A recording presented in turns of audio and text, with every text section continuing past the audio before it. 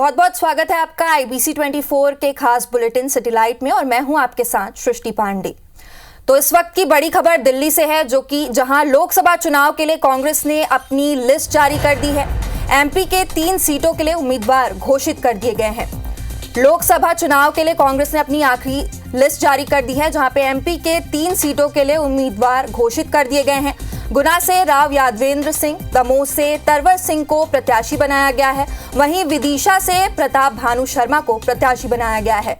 आपको इस वक्त की बड़ी खबर बता रहे हैं, दिल्ली से कांग्रेस ने आखिरी लिस्ट जारी कर दी है। लोकसभा चुनाव के लिए एक और लिस्ट जारी कर दी गई है, जहां पे मध्य प्रदेश के 3 सीटों के लिए उम्मीदवार घोषित कर लिए गए हैं। गुना से राव यादवेंद्र सिंह, दमोह से तरवर सिंह को टिकट दिया गया है। वहीं विदिशा से प्रताप भानु शर्मा को टिकट दिया गया है।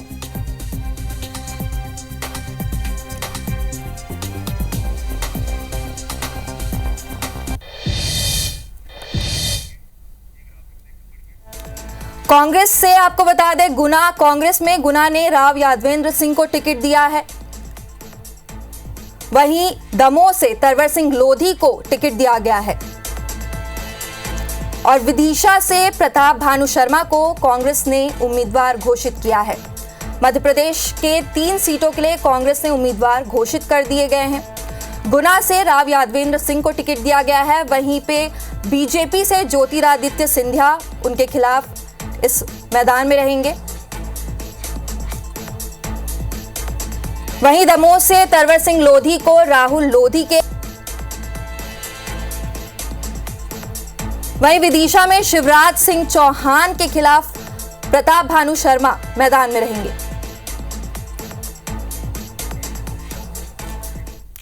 इधर झाबुआ में थानला विधानसभा से कांग्रेस विधायक वीर सिंह भुरिया ने रतलाम से बीजेपी उम्मीदवार अनीता चौहान पर विवादित बयान दिया है। मंगलवार को कांग्रेस उम्मीदवार कांतिलाल भुरिया चुनाव प्रचार में पहुंचे। इसी दौरान विधायक वीर सिंह भुरिया ने बीजेपी उम्मीदवार को डाकू और चोर बता डाला। वहीं जैस संगठन के उम्मीदवार के हाथ काटने तक की बात कह दी। इस पर बीजेपी उम्मीदवार अनीता चौहान ने नाराजगी जताई और भुरिया के बयान को भिलाला समाज और लोकतंत्र की मर्यादा का अपमान बताया है। इन्होंने इसके खिलाफ अलीराजपुर पुलिस अधीक्षक को एक आवेदन भी दिया है। विवाद बढ़ता देख वीर सिंह भुरिया अपने बयान से पलट गए। उन्होंने कहा कि वीडियो को काट छाट कर वायरल किया जा रहा है। इसके साथ ही उन्होंने अपने बयान पर खेद भी जताया। मेंबर रहे अपन लोगों ने दिखाया। भारत लोकसभा का उम्मीदवार भारतीय जनता पार्टी का उस भाई को कोई पहचानता है?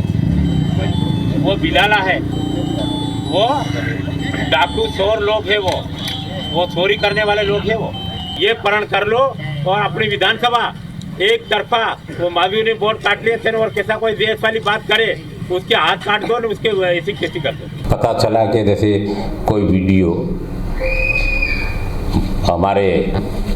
हमारा जो है बना करके इस तरीके से कोई काट करके बनाया गया, इस तरीके का कोई विवादित बयान, और हमने ऐसा किया नहीं। मध्य प्रदेश के पंचायत एवं ग्रामीण विकास मंत्री प्रहलाद पटेल ने भाजपा का मिशन 29 कामयाब होने का दावा किया है। प्रहलाद पटेल ने कहा है कि भाजपा के सामने सिर्फ छिंदवाड़ा सीट एक चुनौती है, लेकिन उन्हें पूरा विश्वास है कि कार्यकर्ताओं के बूते इस बार छिंदवाड़ा से भाजपा का ही सांसद दिल्ली जाएगा। इलेक्टोरल बॉन्ड और कांग्रेस के खाते फ्रीज किए जाने के मुद्दे पर प्रहलाद पटेल ने कहा कि ये कांग्रेस के कुछ नेताओं का मुद्दा हो सकता है, लेकिन देश की जनता को इससे कोई फर्क नहीं पड़ता।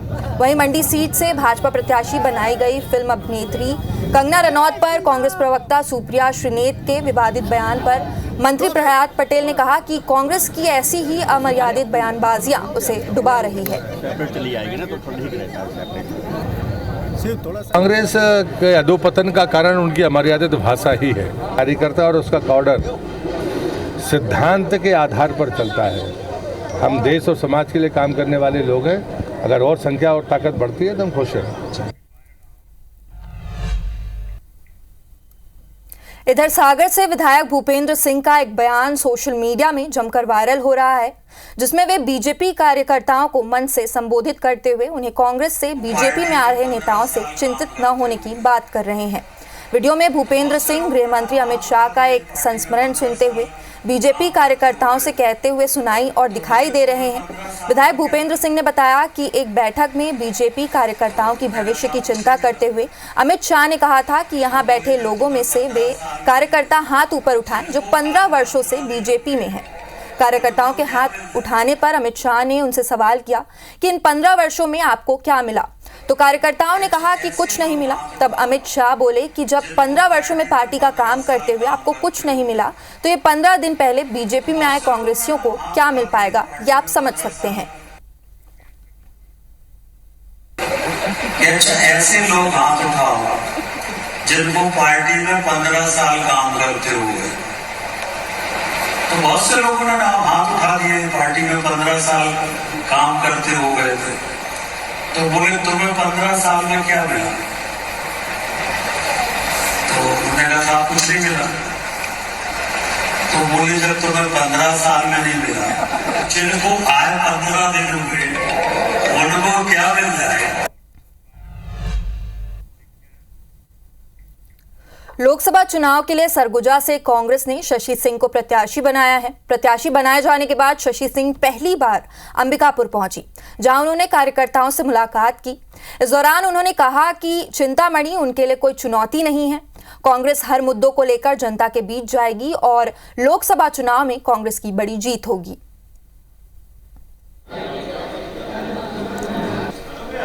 मैं चिंतामणि जी को चुनौती तो नहीं मानती हूँ, पर चुनौती मेरे लिए है। मेरा पहला चुनाव है, चुनौती मेरे मानकर इस चुनाव को मैं लड़ूंगी और मुझे पूरा विश्वास है कि इस चुनाव को हम बहुत ही अच्छे वोटों से जीतेंगे, क्योंकि हम सब मिलकर इस चुनाव को लड़ेंगे और बिल्कुल इसमें कोई शक नहीं है कि हम हार रहे हैं। हम 100% जीत रहे हैं। भाजपा के एक प्रतिनिधि मंडल ने रायपुर में मुख्य निर्वाचन पदाधिकारी से कवर्धा विधानसभा से फर्जी मतदाताओं के नाम हटाने और बस्तर से कांग्रेस के प्रत्याशी कवासी लखमा के खिलाफ शिकायत की है। शिकायत के बाद सांसद सुनील सोनी ने कहा कि कवासी लखमा बस्तर में पैसा बांट रहे हैं। हमने मांग की है कवासी लखमा के प्रचार की वीडियो रिकॉर्डिंग कराई जाए। चुनाव के पूर्व जो है एक सप्ताह पहले तक के नाम जोड़ने घटाने का काम चलता है। इस बात का निवेदन किया है कि जो फर्जी मतदाता है उनको विलोपित किया जाए। जहां कवासी लखमा जाते हैं वहां पर वीडियोग्राफी हो, ताकि ये प्रलोभन के माध्यम से चुनाव को प्रभावित न किया जा सके। छत्तीसगढ़ में कांग्रेस प्रत्याशियों पर हुए एफआईआर मामले में बयानबाजियां तेज हो गई हैं। पूर्व मंत्री शिव डहरिया का बयान सामने आया है। उन्होंने कहा है कि भाजपा की सरकार व्यक्तिगत रंजिश रखती है, लेकिन कांग्रेस पार्टी सबको लेकर चलती है। साथ ही उन्होंने कई मुद्दों को लेकर बयान दिया है। इधर एफआईआर मामले में डिप्टी सीएम विजय शर्मा ने कहा कि शराब, कोयला या रेत खदान का मामला हो, हर मामला काजल की कोठरी जैसा हो गया है। उन्हें साफ सुथरा आदमी कहां मिलेगा, वे कहां से लाएंगे। साथ ही उन्होंने पूर्व सीएम भूपेश बघेल पर भी निशाना साधा। देखिए, भारतीय जनता पार्टी सरकार व्यक्तिगत रंजिश और द्वेषपूर्ण काम करती है। हमारी पार्टी जो है सब लोगों को लेके चलती है और सब लोगों का काम करती है। शराब का मामला कह लें, चाहे आप कोयले का मामला कह लें, चाहे आप रेत खदानों का मामला कह लें, चाहे बहुत सारे परिवहनों का और आदि आदि विषयों को ले लें, ये काजल की कोठरी जैसे हो गई। भैया कैसे माने साफ सुथरे लोग लाएंगे कैसे? मैं तो ऐसी बात कह रहा हूँ, मैं उनके पक्ष में बोल रहा हूँ। इधर धार की भोजशाला में चल रहे एएसआई के वैज्ञानिक सर्वे के छठे दिन का काम पूरा हुआ। सर्वे के बाद एएसआई की टीम कड़ी सुरक्षा के बीच भोजशाला से रवाना हुई। बुधवार को एएसआई की टीम ने करीब 9 घंटे तक सर्वे किया। हाईकोर्ट के आदेश के बाद archaeological survey of India Bhojshala का सर्वे और कार्बन डेटिंग का काम कर रही हैं। हिंदू समाज की ओर से मौजूदा समिति के संयोजक गोपाल शर्मा ने बताया कि बुधवार से सर्वे के काम में तेजी आई है। भोजशाला के पिछले हिस्से में लगभग 8 फीट का गड्ढा खोदा गया है। टीम को कुछ संकेत मिले हैं। गड्ढे को चौड़ा किया जा रहा है। जो भी प्रमाण मिल रहे हैं उन्हें संरक्षण के लिए लिया जा रहा है। साथ ही भोजशाला के 50 मीटर के दायरे में भी धीरे धीरे सर्वे का काम चल रहा है। कई स्थान चिन्हित किए गए हैं जहां जल्दी ही सर्वे का काम किया जाएगा। खुदाई शुरू हुई है, मैपिंग हुई है, मार्किंग हुई है, मेजरमेंट हुआ है, पूरे ही स्ट्रक्चर का, पूरी इमारत का अंदर से बाहर से ऊपर से उन्होंने निरीक्षण करा है। रहा सवाल परिणाम का, तो ये आप मान के चलिए कि ये कानूनी बाध्यता है। हम लोग परिणाम के बारे में बात नहीं कर सकते, परिणाम के बारे में ऐसा ही बात करेगा। मध्य प्रदेश और मालवा की सबसे देवी अहिल्या फल और सब्जी मंडी इंदौर में लहसुन, प्याज, आलू और अन्य फल सब्जियों का शासकीय और व्यापारियों के जरिए ऐच्छिक रूप से खरीदी बिक्री हो रही थी, लेकिन पिछले 26 फरवरी से सिर्फ लहसुन की नीलामी शासकीय प्रणाली से हो रही है। इससे किसानों को बहुत नुकसान हो रहा है। इसी बीच यह मांग उठने लगी है कि लहसुन और अन्य कृषि उत्पादों की नीलामी ऐच्छिक रूप से हो। इसके अलावा किसानों की भूमि बाजार भाव से अधिग्रहित करने की मांग है। इन दोनों मांगों को पूरा करने आज इंदौर और उज्जैन संभाग के समस्त मंडी पदाधिकारियों ने सहायक उप निरीक्षक धर्मेंद्र सिंह तोमर को ज्ञापन सौंपा। यहाँ अभी इस आदेश में कहीं ना कहीं नई सिस्टम को समझने में परेशान हो रहा है किसान, और मंडी समिति भी उसको समझ नहीं पा रही है। मांग हमारी ये है कि इसको पूर्ववत किया जाए ऐच्छिक। अभी बताया गया कि कुछ महिलाएं जो माल भर रही हैं वो चोरी कर रही है। उस पर हमने पिछले 8 दिनों से काफ़ी काम किया है और उस पर बहुत कुछ अंकुश लगाया और आगे बढ़ा। रायगढ़ नगर निगम ने शहर की 70% आबादी को पेयजल आपूर्ति करने वाली केलो नदी को प्रदूषित होने से बचाने के लिए 64 करोड़ की सीवरेज प्लांट योजना शुरू की थी। निगम ने यह दावा किया था कि प्लांट के शुरू होने के बाद केलो नदी का पानी पूरी तरह साफ हो सकेगा, लेकिन जानकर हैरत होगी कि नगर निगम अभी भी वाटर ट्रीटमेंट प्लांट से शहर के 100% नालों की कनेक्टिविटी नहीं कर पाया है। नतीजतन नदी का पानी अभी भी प्रदूषित हो रहा है। ऐसे में योजना में लापरवाही को लेकर भाजपा सवाल उठा रही है। वहीं इस मामले में निगम के मेयर भी केलो नदी के प्रदूषित होने की बात स्वीकार कर रहे हैं। भारत सरकार ने रायगढ़ नगर निगम के लिए सीवरेज ट्रीटमेंट प्लांट में 64 करोड़ रुपए की राशि आवंटित की थी, जिसमें एसटीपी का काम प्रारंभ किया गया।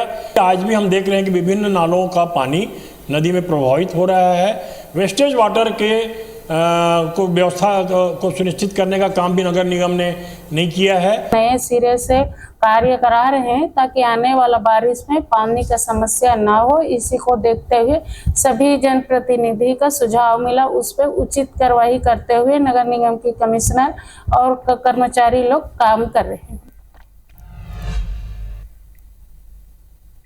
रायपुर के लाभांडी इलाके में फैली डायरिया महामारी के बीच भाटा गांव में भी बड़ी लापरवाही सामने आई है। यहां बीते 4 दिनों से साहूपारा में नगर निगम के नलों से गंदा और बदबूदार पानी आ रहा है। होली में जब नल से रंगीन पानी आना शुरू हुआ तब लोगों को अंदाजा हुआ कि बदबू नाली के पानी से आ रही थी। जांच करने पे पता चला कि निगम की पाइपलाइन फटी है, जहां से नाली का पानी अंदर प्रवेश कर जाता है और लोगों के घरों तक पहुंच जाता है। स्थानीय लोगों ने आरोप लगाया है कि लगातार शिकायत के बाद भी निगम के अधिकारी शिकायत पर संज्ञान नहीं ले रहे हैं। ऐसे में इलाके में लाभांडी की तरह महामारी फैलने का खतरा है।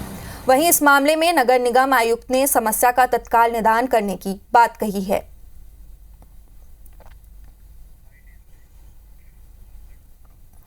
पानी बहुत ज़्यादा गंदा आ रहा है, पीने के लायक ही नहीं रहता पानी, पूरा लद्दी लद्दी टाइप आता है और उसको मुंह में डालो तो ऐसा लगता है कि उल्टी कर डालो, ऐसे टाइप में। मैं तो एक दिन उल्टी भी कर दी थी, इतना गंदा था पानी। गंदा निकलते पानी है, बहुत लाल लाल निकलते और गज गज है, साबुन डाले रहा तैसे निकला पानी है नल के, बस होता है। 8 दिन हो गए पानी ठीक नहीं आवते, वही पियत हन, खजरी हुआ थे, हाथ में खजवावा थे, गोड़ हाथ में पिया था, वही तबीयत खराब हुआ थी। से 15 दिन हो गया है, बहुत गंदा पानी आ रहा है, स्मेल आ रहा है पानी में, और अब तो कलर भी चेंज हो गया है। और हाथ को हैंड वॉश करेंगे तो पूरा इतना डर्ट हो रहा है कि लग रहा है कि पानी यूज़ क्यों किया है। गंदा पानी है, घर में आतरी से पिए पानी वो बदबू मारा तरी से, वो लाल टाइप के आवाज रही से, खुशबू है, मतलब एक खराब पानी के खुशबू आवाज रही से मार। इंदौर के राऊ इलाके में स्थित निजी स्कूल एमराल्ड हाइट्स इंटरनेशनल में रोजा इफ्तार पार्टी की तस्वीरें आपको दिखा रहे हैं, जो सोशल मीडिया में वायरल होने के बाद विवाद खड़ा हो गया है। बताया जा रहा है कि फोटो वायरल होने के बाद कुछ बच्चों के परिजन नाराज हैं। हालांकि अब तक किसी भी अभिभावक ने कोई शिकायत दर्ज नहीं कराई है। वायरल फोटो में स्कूल संचालक मुक्तेश्वर सिंह बच्चों के साथ रोजा इफ्तार पार्टी में नजर आ रहे हैं। हिंदू संगठनों ने इस मामले में अपनी नाराजगी जाहिर की है। हिंदू संगठन के सदस्यों का कहना है कि इसमें सभी वर्गों के बच्चों की मौजूदगी थी, लेकिन हिंदू वर्ग के बच्चों के परिजनों से रोजा इफ्तार पार्टी के लिए अनुमति ली गई थी या नहीं, ये साफ तौर पर पता नहीं चल रहा है। इनका कहना है कि स्कूल प्रबंधन सार्वजनिक रूप से माफ़ी मांगे और 7 दिन के भीतर माफ़ी नहीं मांगी जाती तो 7 दिन बाद स्कूल में सभी वर्ग के बच्चों की मौजूदगी में हनुमान चालीसा का पाठ किया जाएगा। वहीं जिला शिक्षा अधिकारी ने इस मामले में स्कूल प्रबंधन से जवाब मांगा है। अगर सार्वजनिक माफ़ी नहीं मांगी तो एल्या सेना इंदौर महानगर द्वारा स्कूल प्रांगण में हनुमान चालीसा का पाठ कराया जाएगा, जिसमें सभी वर्ग के उनके स्कूल के बच्चे वहाँ पे उपस्थित होना अनिवार्य है। और पता कर रहे हैं जहाँ जहाँ रोजा इफ्तार पार्टी होगी स्कूलों में, हम हिंदू जागरण मंच किसी कीमत पे भी सहन नहीं करेगा और ईंट से ईंट बजा देगा, चाहे कुछ भी हो जाए, हम इस चीज़ को सहन नहीं करेंगे। संस्कृति और उससे परिचय कराने के लिए आयोजन किए गए हैं, तो मैं नहीं समझता कि अनुचित है। और अगर इसमें हिंदू धर्मावलंबियों को या हिंदू धर्म मानने वालों को उनके पालकों की इच्छा के विरुद्ध शामिल किया गया है तो इसकी प्रकरण की जांच करा के हम उस पर जो भी नियमानुसार कार्रवाई होगी वो करेंगे। इधर रायपुर के एमएमआई सुपर स्पेशलिटी हॉस्पिटल के नए अध्यक्ष के रूप में वीरेंद्र गोयल को चुना गया है। एमएमआई अस्पताल की एजीएम बैठक में सर्वसम्मति से वीरेंद्र गोयल अध्यक्ष बनाए गए। अस्पताल के सभी सदस्यों ने उन्हें बधाई और शुभकामनाएं दी। अध्यक्ष चुने जाने के बाद वीरेंद्र गोयल ने कहा कि सभी पदाधिकारियों ने उन पर विश्वास जताया है, उन सभी का मार्गदर्शन भी उन्हें मिलेगा। उन्होंने ये भी कहा कि एमएमआई हमेशा नई ऊंचाइयों को छुएगा। हमारी कोशिश होगी कि समाज के सभी लोगों को बेहतर स्वास्थ्य सुविधाएं मिले। वहीं निवर्तमान अध्यक्ष सुरेश गोयल ने कहा कि उन्होंने लंबे समय से अध्यक्ष के रूप में सेवाएं दी हैं। अब सभी को एक कर्मठ व्यक्ति की तलाश थी। वीरेंद्र गोयल सभी लोगों की पसंद रहे हैं, जिन्हें सर्वसम्मति से एमएमआई अस्पताल का नया अध्यक्ष चुना गया है। सर्वसम्मति से मेरे नाम का चयन हुआ है। मेरे नाम के चयन में हमारे पूर्व अध्यक्ष, हमारे सचिव और बाकी सारे पदाधिकारियों ने एक विश्वास जताया है। एंड साथ में उन्होंने ये भी आश्वासन दिया है कि उनका मार्गदर्शन हमेशा मिलता रहेगा। मुझे एक कर्मठ व्यक्ति की तलाश भी थी और सभी लोग चाहते थे, तो वीरेंद्र गोयल को, जो कि सभी लोगों की पसंद था, सब ने उसको अध्यक्ष बनाने के लिए अनुमति दी और सर्वसम्मति से उसको अध्यक्ष बनाया गया और सब लोगों ने उनको बधाई दी। तो फिलहाल इस बुलेटिन में इतना ही, लेकिन देश और दुनिया की तमाम बड़ी खबरों से जुड़े रहने के लिए देखते रहिए IBC 24। नमस्कार।